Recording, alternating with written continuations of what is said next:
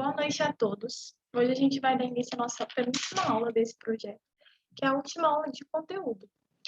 E para fechar aqui, a gente vai falar de Roberto da Mata, que é um antropólogo brasileiro, que ele vai estudar a formação do Brasil, seus dilemas e suas contradições sociais. Deixa eu passar um slide. Demorou. Bom, Roberto da Mata, ele vai sofrer influência de vários outros sociólogos e antropólogos, como Levi Strauss, Durkheim, Sérgio Buarque de Holanda. E ele desenvolve a sua reflexão diante de um olhar antropológico, ou seja, ele vai estudar o homem nas suas diferentes culturas, nos seus diferentes costumes, né, nos seus diferentes lugares e regiões. Então, ele vai analisar o povo, a cultura, através de suas manifestações populares e suas manifestações oficiais, analisando a complexidade do Brasil, que não se limita a um esquema único devido à sua diversidade cultural. A gente sabe que o Brasil é um país muito grande, então, existe uma diversidade de culturas, de manifestações populares dentro de um mesmo território. Isso faz parte da antropologia, que é o objeto de estudo da sociologia, como vimos desde o início do nosso projeto. Bom, o Roberto da Mata ele faz uma análise de duas espécies de sujeito, o indivíduo e a pessoa. Ele faz uma diferenciação entre esses dois nomes. E vão desencadear, então, dois tipos de espaço social, a casa e a rua, que a gente vai ver no próximo slide. O indivíduo, para o Roberto da Mata, ele é o sujeito que respeita as leis universais e igualitárias, que move a sociedade. Já a pessoa é o sujeito que desenvolve as relações sociais que conduzem às dimensões de uma hierarquização do sistema. Bom, essa coisa de existir indivíduo e pessoa traz um dilema, porque o sujeito ele vai oscilar entre os dois, né? Entre o indivíduo que respeita as leis universais ou a pessoa que desenvolve relações sociais numa hierarquização do sistema. O brasileiro, ele vive nessa dicotomia, nesse dilema, nessa duplicidade na visão do Roberto da Mata. Então, ele tem uma dificuldade de saber se ele é pessoa ou indivíduo. Então, assim, no primeiro caso da pessoa, há o jeito malandro de ser, que altera as regras. E no segundo, há o respeito às regras, né? O indivíduo respeita as regras. E a pessoa, ela tem um jeito malandro.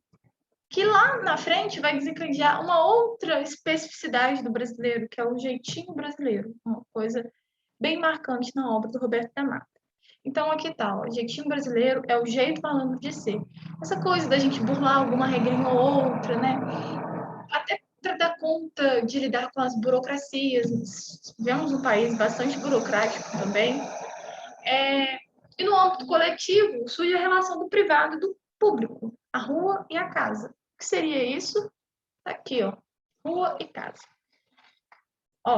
O privado é a casa, onde as regras são válidas, onde existem punições, segregações e valorização. O público é a rua, onde as regras não valem, não tem punições, tem integração e desvalorização. Na visão do Roberto da Mata, a sociedade brasileira ela faz essa distinção entre privado e público. Então, ela é frequentemente instituída por essas relações, consolidando uma hipocrisia constante na formação social brasileira.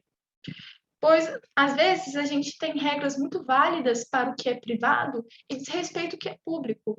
Já viu aquela frase famosa que eles falam assim, tem que doer no bolso para valer? Parece que é isso, né? Quando as coisas são privadas, quando elas custam alguma coisa, a gente talvez valorize mais do que o público. Então, o privado, ele representa o espaço onde será valorizado, onde as regras serão respeitadas pelo sujeito, enquanto o público será o espaço em que as leis não serão respeitadas. E nesse espaço público surge o elemento do malandro, que será aquele sujeito que sabe as regras oficiais, mas faz as suas próprias regras sociais, beirando as normas já conhecidas. Já ouviram falar, por exemplo, em gambiarra? Gambiarra está bem ligada a essa ideia de malandro, né? De jeitinho brasileiro. Tem gente que faz. Quer ver um exemplo? Fazer gato para roubar a luz. Isso seria uma malandragem também. né? As regras não valem. Existe lá a regra, é proibido fazer isso, mas para aquele sujeito a regra não vale. Então, essa relação bipolar aparece constantemente na sociedade brasileira, condicionando normas de condutas para os integrantes dessa sociedade, ou seja, nós, cidadãos brasileiros. Bom, carnaval. Há algo muito interessante que acontece no carnaval no Brasil, na ideia do Roberto da Mata. O carnaval, para ele, é um espaço onde os múltiplos da realidade acontecem. Porém, esse é um espaço diferente do cotidiano. Eles possuem suas regras próprias, sendo organizados por uma nova lógica organizacional. O ritual contido no espaço carnavalesco se mescla com a dicotomia privado e público, porque contém vários aspectos da ordem pública, com desfile e grupos formalizados e organizados, conjunto com uma certa desordem e liberdade. Ou seja, ali, né, tem uma certa organização, né, na exposição das escolas de samba, mas também a desordem e liberdade, né? O carnaval é conhecido até por isso, né? Todo mundo fica meio doidão, enfim. Essa mistura é permitida numa fusão de dois espaços em um só, ou seja, o público e o privado. Essas duas ideias de organização e desorganização, valorização e desvalorização, acontecendo uma libertação de qualquer tipo de repressão. Não há repressão no carnaval, na ideia do Roberto da Mata. Então, diante disso, o carnaval foi um lugar de questionamento das normas e do padrão. Só que, com o passar dos anos, os fatos sociais sofrem modificações. No passado, a festa carnavalesca questionava temas como a nudez e a sensualidade. E atualmente, as temáticas representadas nas festividades carnavalescas são sobre o racismo e as desigualdades sociais, mas também a questão da mulher e violência. Tantas coisas podem ser denunciadas num desfile de escola de samba. Por isso eu trouxe essa imagem aí, com um Jesus crucificado, um Jesus negro crucificado, que quer dizer alguma coisa, né? Está vindo com uma ideia de denunciar algo. É uma imagem que denuncia alguma coisa. Bom, o carnaval se tornou um símbolo da alegria do povo brasileiro, tendo também características de uma fuga da realidade. Aqui notamos que essa festa popular é frequentemente criticada. Aqui no Brasil, a gente vê muitas pessoas que criticam o carnaval, né? Por proporcionar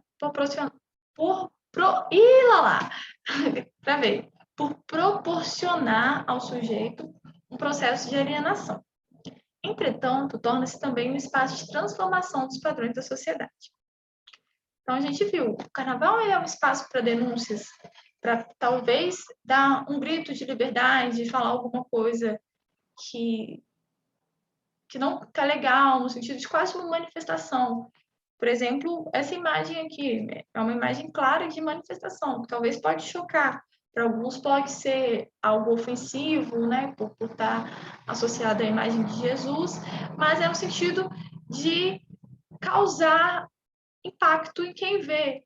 Falar com essa pessoa, olha, a gente está passando uma mensagem aqui. Não é simplesmente a festa da desordem e da alegria, ela serve também como uma mobilização social, uma manifestação, às vezes reivindicando alguma melhoria. Bom, então aqui a gente tem um resumo do que fala o Roberto da Mata. Na visão dele, a sociedade brasileira vivencia uma complexidade, né? Existe uma divisão constante entre público e privado. No público, há a desvalorização da pessoa, e ele chama esse elemento da rua. E no privado, a valorização do indivíduo, ele chama da casa.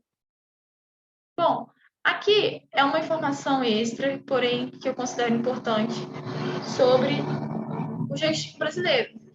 Qual é a visão que o estrangeiro, né, as pessoas não brasileiras têm da gente? Aí tem esse personagem aqui de um filme da Disney, do Pato Donald, da década de 1940. Os estúdios da Disney, eles criaram um filme que, se eu não me engano, chamava Nossos Amigos, algo nesse sentido, em que o Pato Donald ele vai viajar toda a América Latina. e em último momento ele viaja para o Brasil. E aqui no Brasil, o personagem que representa os brasileiros é o Zé Carioca. O Zé Carioca, ele tem um estereótipo da figura brasileira, a partir da visão estrangeira. Ele tem um estereótipo do jeitinho brasileiro. Então, o Carioca fica caracterizado nesse filme como um malandro simpático e cordial. Coisa cordial lembra Sérgio Buarque de Holanda, que falava de um homem cordial, né? Que é o resumo do espírito brasileiro. Pessoa expansiva, alegre, receptiva e que sempre escapa dos problemas de um jeito característico. Ou seja, bem malandro, né? Festeiro, vagabundo, preguiçoso. Isso é uma ideia bem parecida com a do jeitinho brasileiro, que é aquele que dá jeito em tudo, né? Que pode até ser uma explicação para a corrupção, em alguns casos, tem gente que fala isso.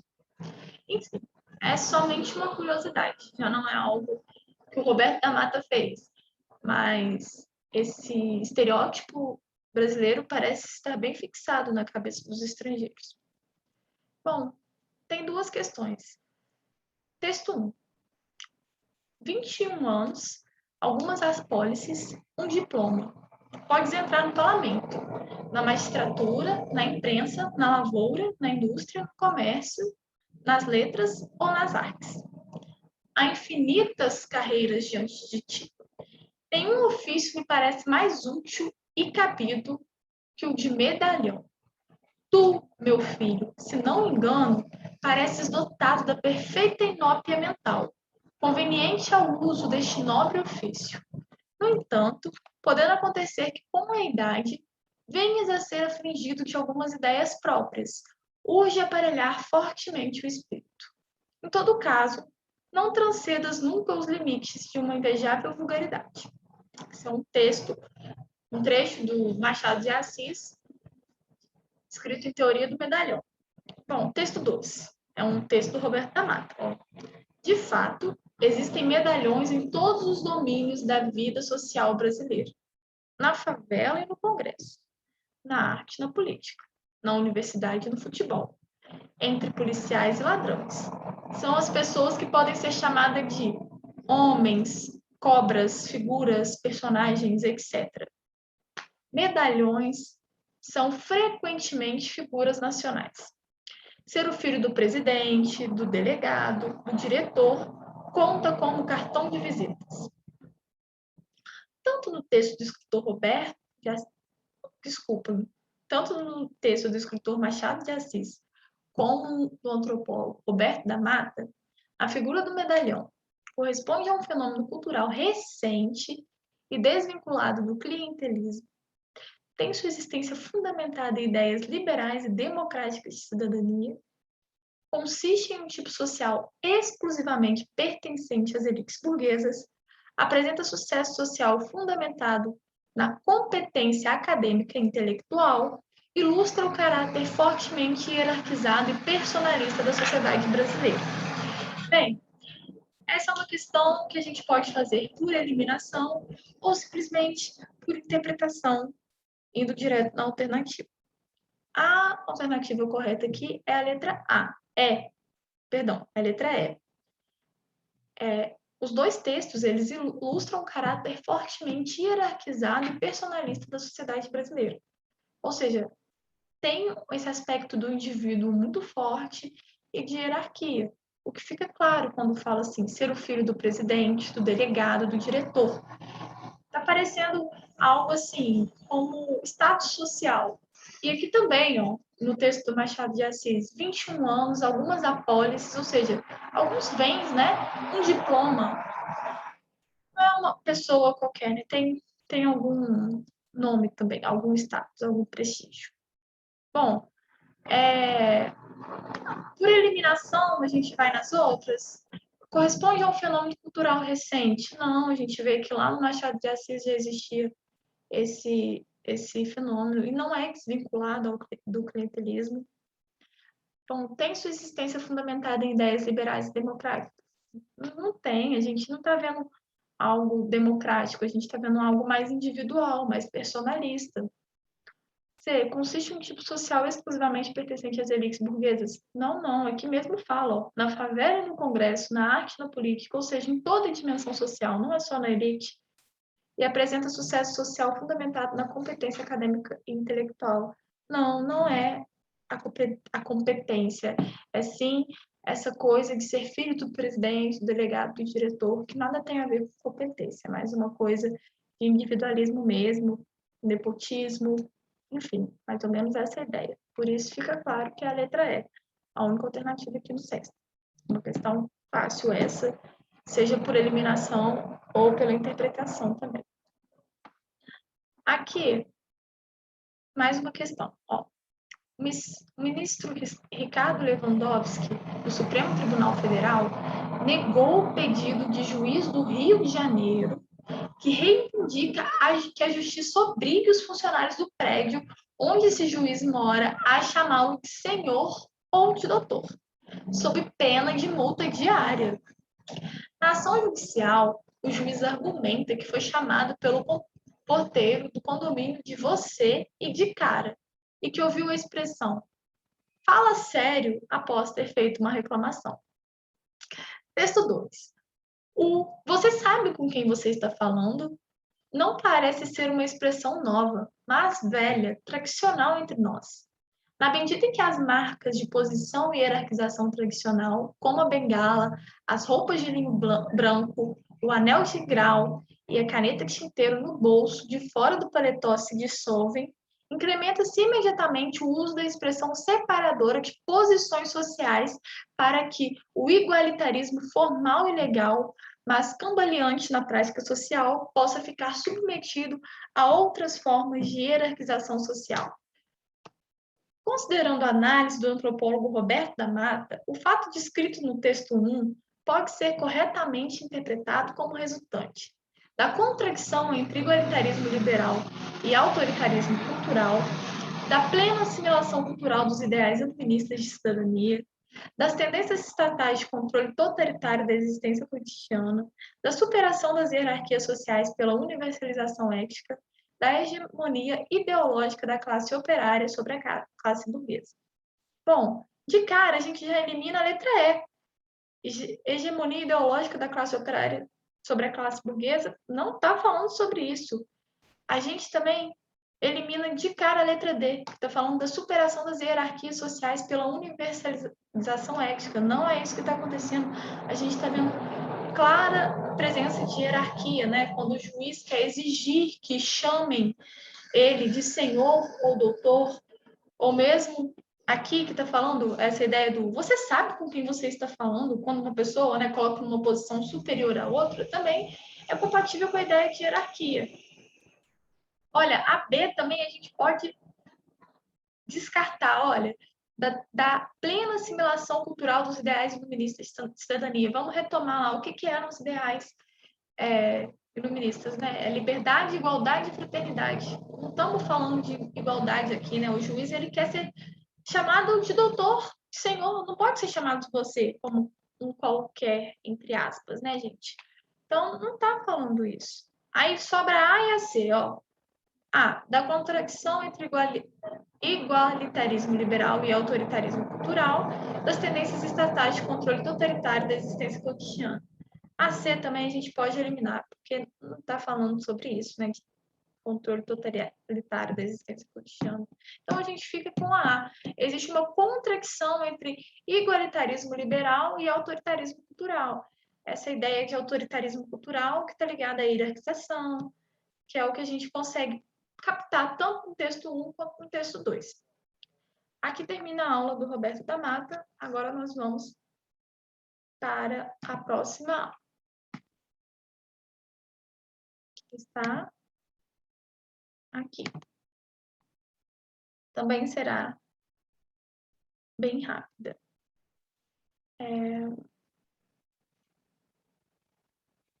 Só colocar para apresentar. Bom, nós vamos falar sobre a nova ordem social de dominação. O que será que é isso? Uma coisa muito importante no nosso cotidiano, na atualidade. Bom, quem fala sobre isso é Manuel Castells. Ele é um sociólogo espanhol e é considerado o principal analista da era da informação e das sociedades conectadas em rede. Ele observa as transformações sociais do final do século XX e as primeiras décadas do século XXI. O Castells investiga os efeitos da informação perante a economia, a cultura e a sociedade em geral.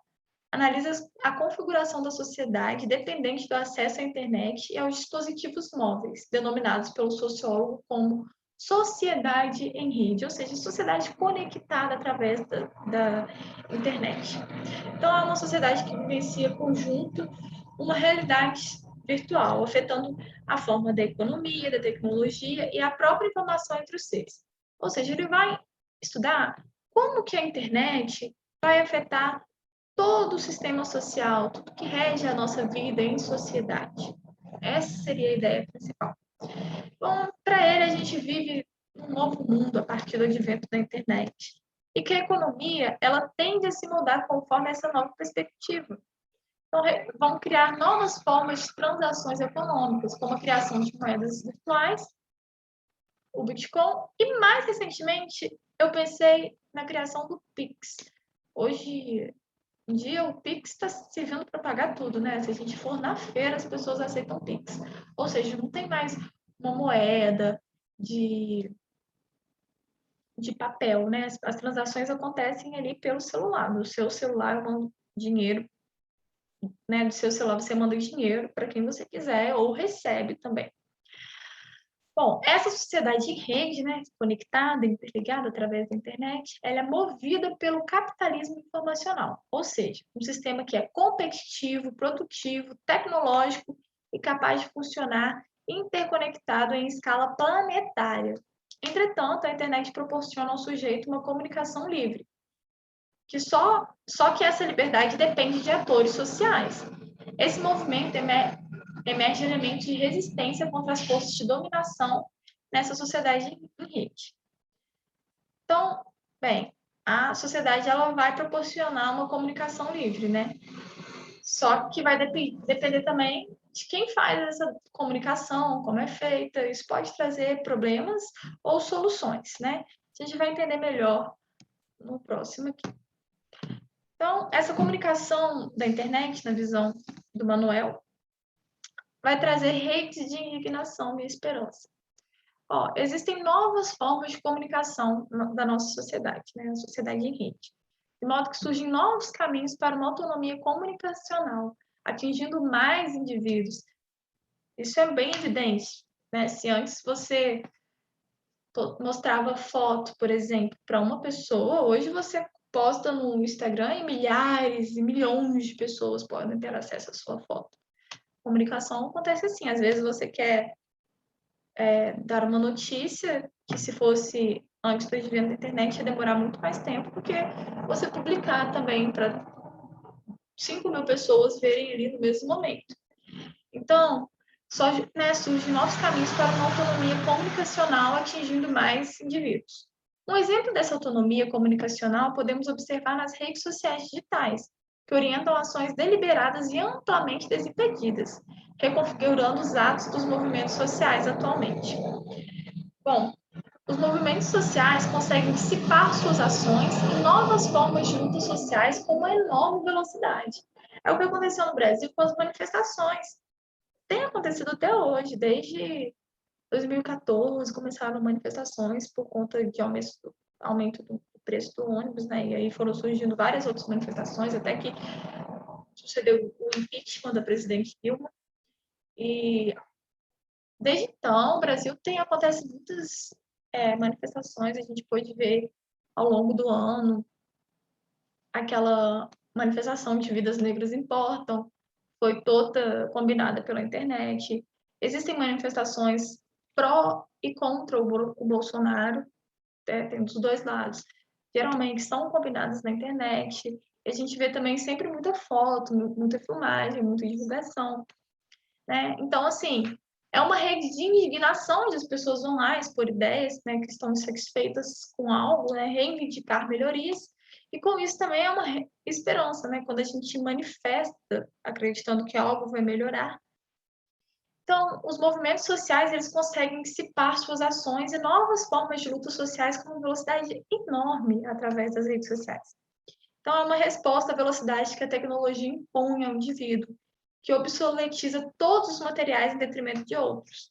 As redes sociais digitais configuram-se como polos de resistências, por apresentarem elementos de esperança e de indignação para os seres em rede. Então, o obsoletiza seria deixar tudo ultrapassado, velho. As redes sociais é o que há de mais novo, né? A internet, no sentido geral. Bom, existem também novas formas de trabalho proporcionadas por essa sociedade em rede. Ficou muito evidente com a pandemia do Covid-19, que é o home office. Você pode trabalhar de qualquer lugar, você não precisa mais se deslocar, né, para o local de trabalho. Então, essa nova modalidade, as formas de trabalho se modificam, vemos uma limitação do deslocamento espacial do sujeito, diminuindo a mobilidade dos trabalhadores, né? Ou seja, você pode trabalhar dentro da sua casa, sem precisar se mover. Essas relações de trabalho apresentam uma instabilidade, propagando vínculos parciais e temporários. Ele acredita que as relações de trabalho atualmente são mais instáveis, são um tempo menor, não há tanto vínculo, até porque quando o empregado não vá, né, no local da empresa, está em casa, ele não cria tanto vínculo assim, né? Então, existe uma efemeridade, ou seja, algo que dura pouco das relações humanas oriundas do trabalho na internet. Para ele é algo bem temporário. Então, a gente compreende que o poder dessa rede, que desconstrói o poder estatal e o poder trabalhista. Segundo o sociólogo, a sociedade de informação é definida como um período histórico caracterizado por uma revolução tecnológica, modificando o conjunto, as próprias realidades humanas e as próprias relações sociais. Toda a estrutura está modificada na sociedade em rede, né? Bom, sociedade informacional. Ele dá um exemplo de uma sociedade informacional como sendo a Finlândia. Essa foto aqui é da Finlândia.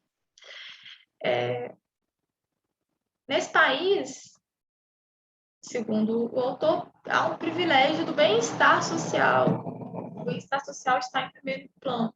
Então, a relação entre o Estado e a sociedade surge numa distribuição homogênea dos benefícios advindos das tecnologias de informação e comunicação por toda a sua população. Todo mundo tem acesso às tecnologias de informação. Então, a identidade do povo finlandês está consolidada mediante uma compreensão Estado e indivíduo, em promover as relações com setores público e privado. Isso ocorre porque as novas tecnologias permitem uma coordenação diferenciada conforme a capacidade de informação e de comunicação. Então, ele está falando só de algo ideal, né? Seria que todos tivessem acesso igual à informação, né? E assim existiria algo homogêneo, enfim. Então, a ideia dele, sociedade em rede, vai falar de as novas tecnologias, que é basicamente a internet, direciona novos redes sociais e produz novas linguagens, novas formas de análise, novas relações de trabalho. Então, a sociedade dominante direciona a nova ordem social e reorganiza o espaço. A internet tem todo esse poder de reorganizar o espaço, no sentido de organizar a economia, o trabalho, tantas outras coisas. Bom, duas questões rapidinhas. O sociólogo espanhol Manuel Castells sustenta que a comunicação de valores e a mobilização em torno do sentido são fundamentais.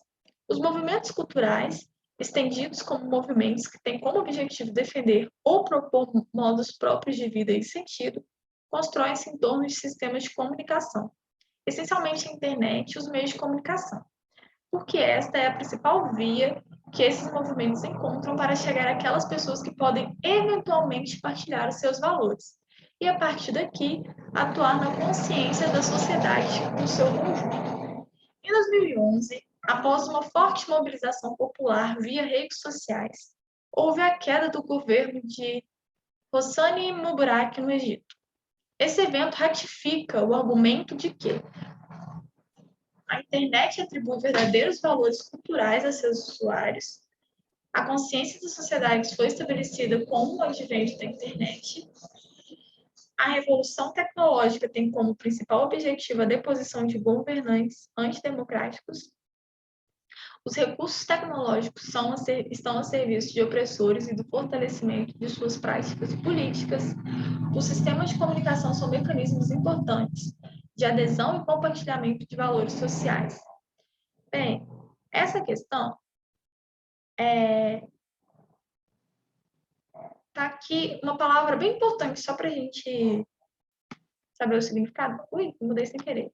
De ratificar. Ratificar é validar, sabe? Falar, tipo, é verdade que o que está falando esse texto? Que é até uma coisa que eu citei, né, na visão do Manuel Castells, que é os redes sociais como um instrumento de mobilização social. Ou seja, lá chamaram várias pessoas através das redes no Egito, né, em 2011, e houve a queda do governo do Hosni Mubarak. O que isso significa? Que os sistemas de comunicação são mecanismos importantes de adesão e compartilhamento de valores sociais. O correto seria a letra E. As outras a gente consegue eliminar lendo o texto, interpretando. É uma questão bastante fácil essa. Ó, no importante trabalho, Manuel Castells lembra que, embora enraizada na tradição acadêmica da abertura com relação aos achados da pesquisa, um dos fatores principais na explosão do uso da internet é o fato de que as corporações globais viram nela a oportunidade de transformar radicalmente suas práticas de relacionamento com fornecedores e clientes, sua administração e sua lógica de produção. A produção em rede permitiu, por exemplo, a Zara espanhola do setor de confecções levar um novo produto às lojas do mundo todo em 2 semanas, contra um ciclo de desenho, produção e distribuição de 6 semanas na Benetton dos anos 1980 ou de mais de 28 semanas nos anos 1960. Bom, a característica da transformação provocada pela internet na produção é a abrangência e a intensidade do uso da internet extingue o apartheid digital atual, a proibição do aproveitamento dos bolsões de mão de obra barata dos países pobres, a qualificação do trabalhador é cada vez menos importante na sociedade online, o sistema global tende a ser cada vez mais independente de lugares e pessoas, o suporte tecnológico da era da informação foi criado pelas exigências da economia.